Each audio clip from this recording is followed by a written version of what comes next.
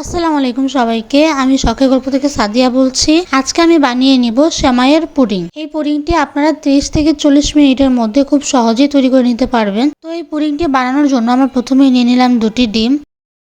ডিমটিকে আমরা ভালো করে ফেটিয়ে নিব।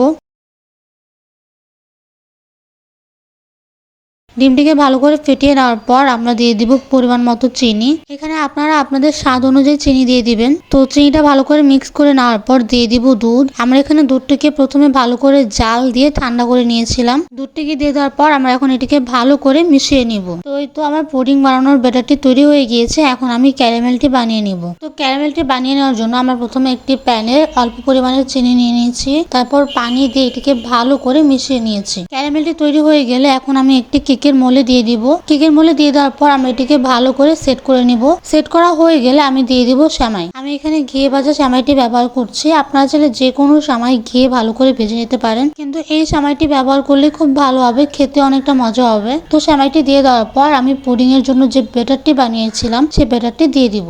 ব্যাটারটিকে ভালো করে ছেঁকে দিতে হবে, আর না হলে পুডিংটা কিন্তু সুন্দর হবে না। তো এই তো ছেঁকে দেওয়ার পর আমি একটু চামচ দিয়ে এটিকে ভালো করে সেট করে নিচ্ছি, আর একটু আস্তে আস্তে ভালো করে ট্যাপ করে নিব। এরপর আমি পুডিংটিকে চুলায় বসিয়ে দেবো। চুলায় বসানোর জন্য আমি একটি কড়াইয়ে অল্প পরিমাণের পানি আর একটি টিস্যু দিয়ে দিয়েছি। টিস্যুটা দেওয়ার কারণ হচ্ছে এটির জন্য নড়াচড়া না করে। তো মোলটা দিয়ে দেওয়ার পর আমরা ঢাকনা দিয়ে ঢেকে দিব 30 থেকে 40 মিনিটের জন্য। 30 থেকে 40 মিনিট পর ঢাকনাটি উঠিয়ে আমরা একটি টুথপিক দিয়ে দেখে নিব এটি হয়েছে কিনা। তো এই তো দেখতেই পাচ্ছেন আমার পুডিংটি তৈরি হয়ে গিয়েছে। আমি এখন এটিকে নামিয়ে নিব। নামিয়ে নেওয়ার পর আমরা এটিকে 5 থেকে 10 মিনিট পর্যন্ত ঠান্ডা করে নিব। ঠান্ডা করা হয়ে গেলে আমরা এটিকে একটি প্লেটে পরিবেশন করে নিব। তো এই তো দেখতেই পাচ্ছেন আমার পুডিংটা কত সুন্দর করে তৈরি হয়েছে।